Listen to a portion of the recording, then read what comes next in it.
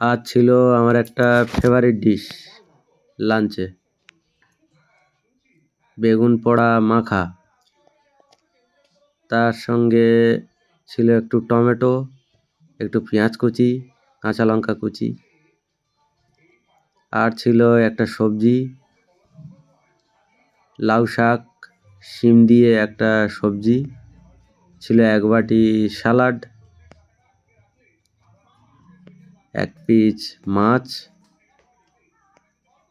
আর ছিল এক বাটি টক দই। অল্প ভাত, সাথে বেশি সবজি, স্যালাড, টক দই এগুলো খাওয়ার চেষ্টা করবেন।